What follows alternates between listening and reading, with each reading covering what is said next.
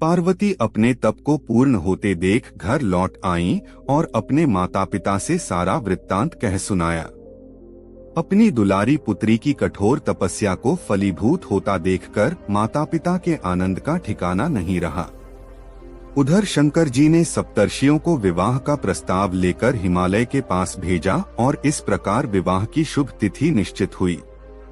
सप्तर्षियों द्वारा विवाह की तिथि निश्चित कर दिए जाने के बाद भगवान शंकर जी ने नारद जी द्वारा सारे देवताओं को विवाह में सम्मिलित होने के लिए आदर पूर्वक निमंत्रित किया और अपने गणों को बारात की तैयारी करने का आदेश दिया। उनके इस आदेश से अत्यंत प्रसन्न होकर गणेश्वर शंखकर्ण, केकराक्ष, विकृत, विशाख, विकृतानन, दुंदुभ, कपाल, कुंडक, काकपादोदर, मधुपिंग, प्रमथ, वीरभद्र आदि गणों के अध्यक्ष अपने अपने गणों को साथ लेकर चल पड़े। नंदी, क्षेत्रपाल, भैरव आदि गणराज भी कोटि कोटि गणों के साथ निकल पड़े। ये सभी 3 नेत्रों वाले थे। सबके मस्तक पर चंद्रमा और गले में नीले चिन्ह थे। सभी ने रुद्राक्ष के आभूषण पहन रखे थे। सभी के शरीर पर उत्तम भस्म पुती हुई थी। इन गणों के साथ शंकर जी के भूतों, प्रेतों, पिशाचों की सेना भी आकर सम्मिलित हो गई। इनमें डाकनी, शाकिनी, यातुधान, वेताल, ब्रह्मराक्षस आदि भी शामिल थे। इन सभी के रूप रंग, आकार प्रकार, चेष्टाएं, वेशभूषा, हाव भाव आदि सभी कुछ अत्यंत विचित्र थे। किसी के मुख ही नहीं था और किसी के बहुत से मुख थे। कोई बिना हाथ पैर के ही था तो कोई बहुत से हाथ पैरों वाला था। किसी के बहुत सी आंखें थीं और किसी के पास एक भी आंख नहीं थी। किसी का मुख गधे की तरह, किसी का सियार की तरह, किसी का कुत्ते की तरह था। उन सबने अपने अंगों में ताजा खून लगा रखा था।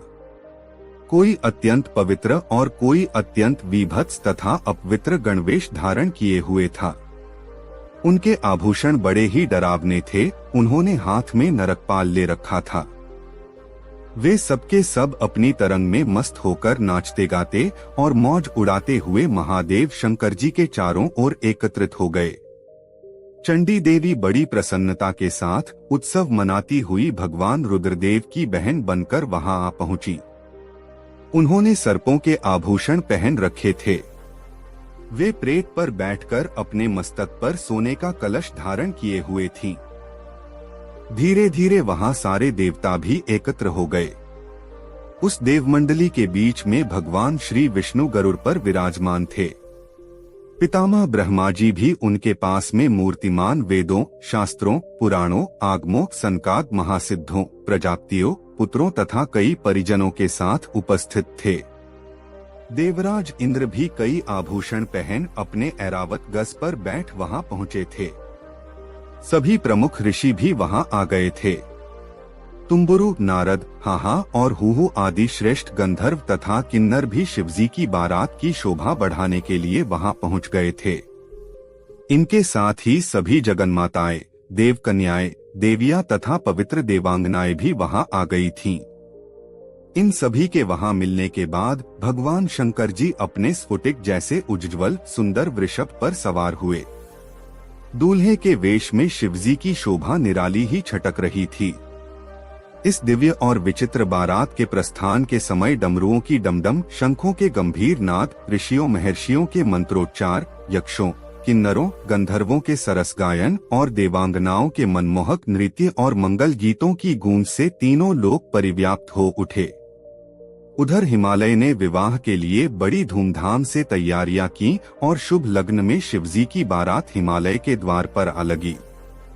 पहले तो शिवजी का विकट रूप तथा उनकी भूत प्रेतों की सेना को देखकर मैना बहुत डर गईं और उन्हें अपनी कन्या का पाणिग्रहण कराने में आनाकानी करने लगी। पीछे से जब उन्होंने शंकर जी का करोड़ों कामदेवों को लजाने वाला 16 वर्ष की अवस्था का परम लावण्यमय रूप देखा तो वे देहगेह की सुधि भूल गईं और शंकर पर अपनी कन्या के साथ ही साथ अपनी आत्मा को भी न्योछावर कर दिया। हरगौरी का विवाह आनंद पूर्वक संपन्न हुआ। हिमाचल ने कन्यादान दिया। विष्णु भगवान तथा अन्यान्य देव और देवर्षियों ने नाना प्रकार के